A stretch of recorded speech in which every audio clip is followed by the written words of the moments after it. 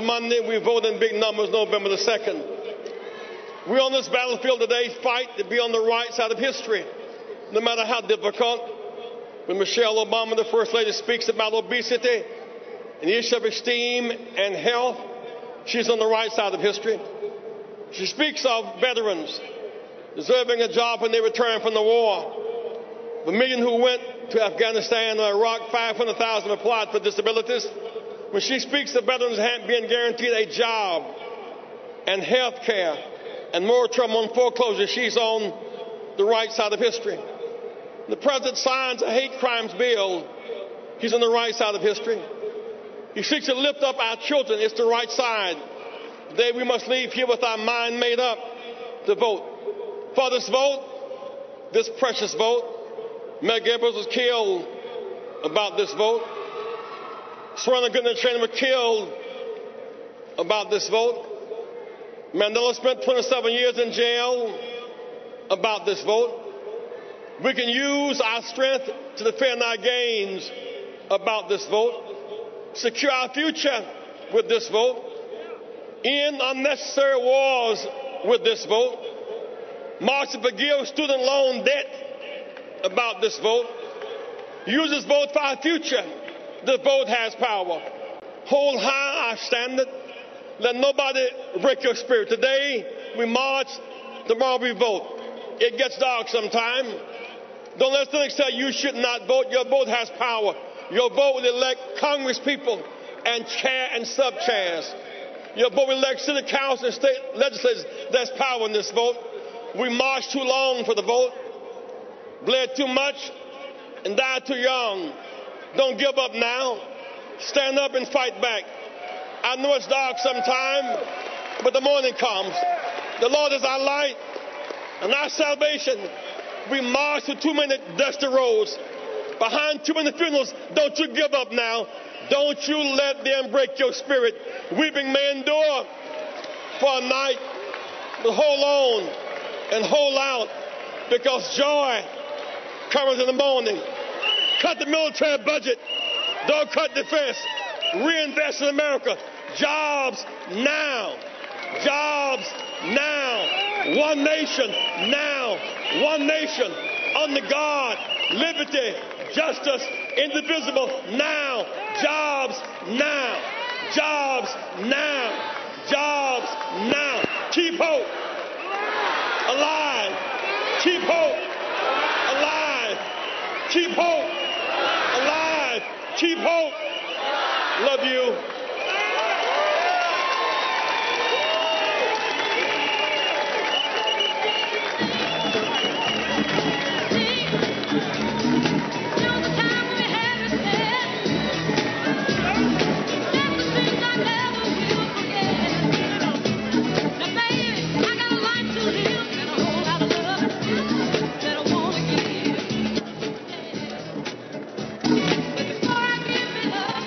Let's hear it again for Yves Gomez and the Reverend Jesse Jackson.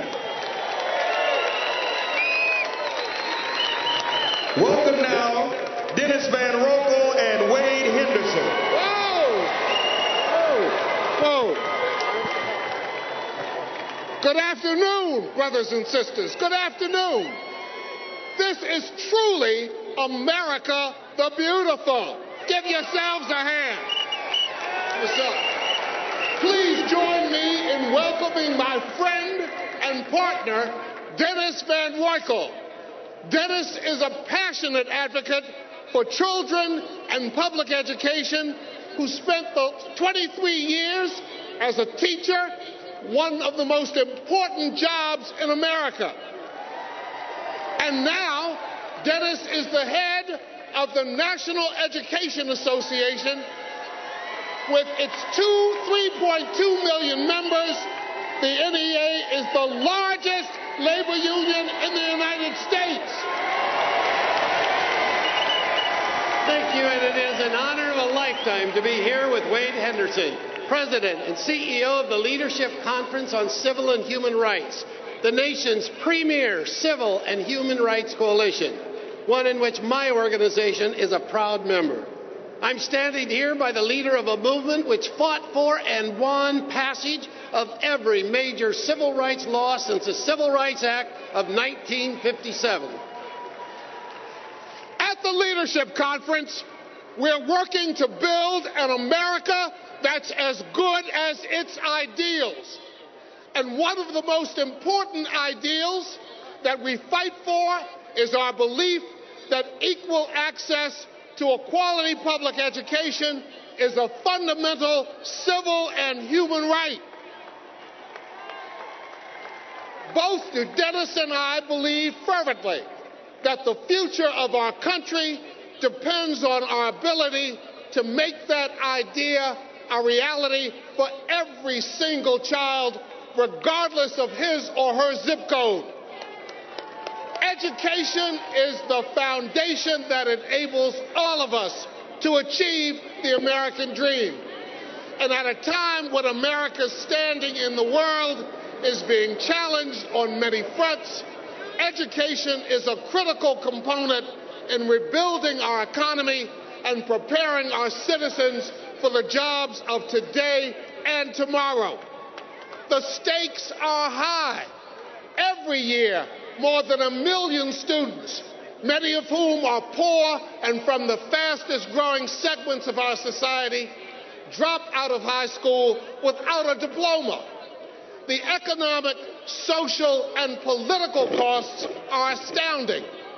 Nearly 6 decades after Brown versus the Board of Education, too many of our kids are in under-resourced schools and overcrowded classes, with fewer and older textbooks and without the preschool and after-school programs that would give them a fighting chance at success.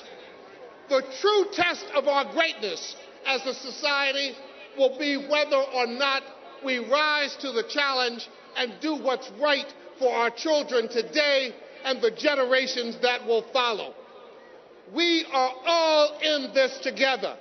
Parents, students, teachers, and entire communities. And we all need to paddle in the same direction. All children can learn, high-quality public education can be achieved, and though it has become politically popular in far too many circles, demonizing teachers is not the answer. Demonizing teachers is not the answer. You can't reform public education without them. So I'm not dreaming, but I truly believe that when we work together, we can solve even our most difficult challenges, and the time to act is now. Together, we must demand the same high academic standards for every child and the resources needed to meet them.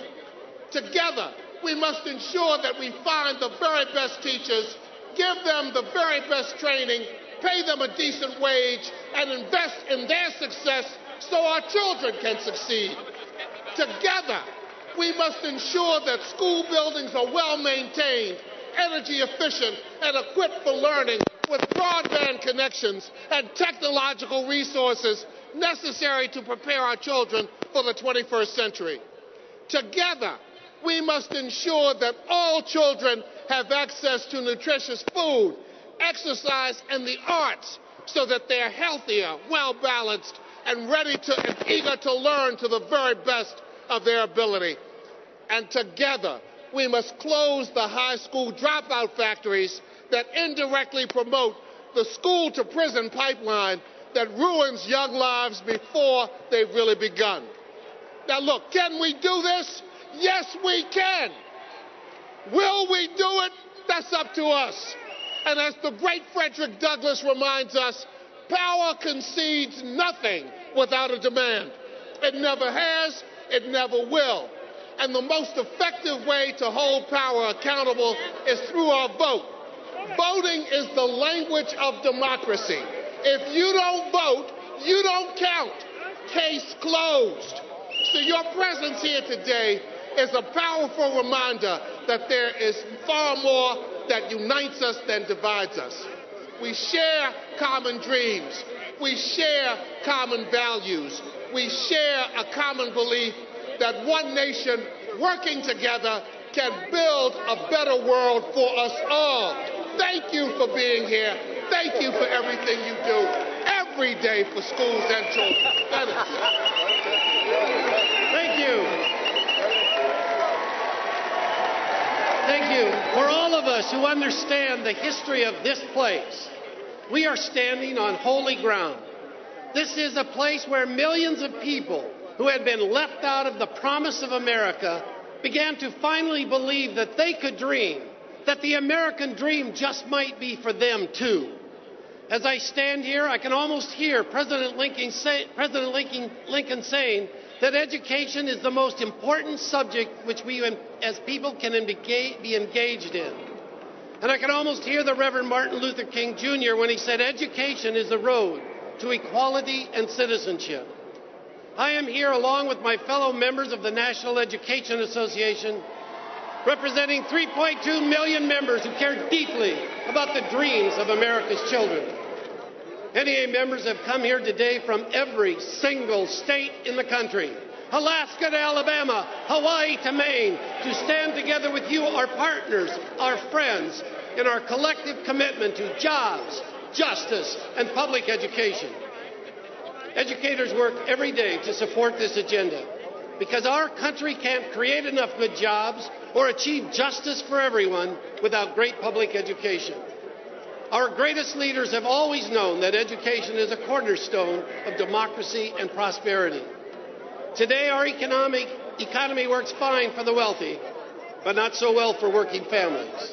Millions of middle-class, hard-working families have lost their jobs, their homes, and their savings. And more than 43 million Americans are living below the poverty level, including many of our students, 1 out of every 5 children. We all know that education is the engine that drives our economy. Today, I'm proud to announce that NEA is launching a Priority Schools campaign to focus on the schools that should be our national priority, the 5% of our schools that are struggling. Never again should a child in America have to attend a school that is not safe, nurturing, and high-performing. Never again should we let a child or thousands of children each day drop out of high school. Never again should we accept any place in the world except first place for the children of America. But nothing's going to change for our kids in our poorest communities until they're first in the hearts of every American. Our top priority has to be where kids need us the most. Communities that struggle with unemployment, poverty, and crime must be where we concentrate our priority schools. These kids need everything they need to succeed. The best teachers and support staff, the highest standards, preparation for careers, and the possibility of affordable college. Let us leave here today committed to all our children's education. That is the measure we will hold politicians to. Did you strengthen families and communities by building a great public school for every child? Did you care about building an economy that pulled struggling communities into the American dream of something better? Were you dedicated to justice for all? This is the America our children deserve to dream of, to reach for, and to achieve. This is the America we will vote for on November 2nd. Thank you very much.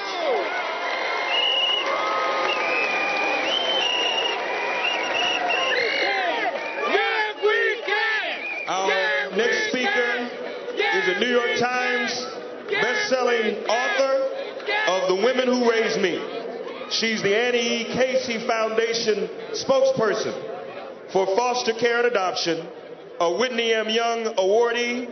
She has won 12 NAACP Image Awards. We all know and love her as Drusilla Winters on The Young and the Restless. Please welcome Victoria Rao. Good afternoon. As a union member of AFTRA, Screen Actors Guild, and many other unions, I bring to you a message. James Baldwin said, "We must resist at whatever cost the fearful pressures placed on one to lie about one's experience." And I say, be unafraid of modern-day terrorism in the workplace.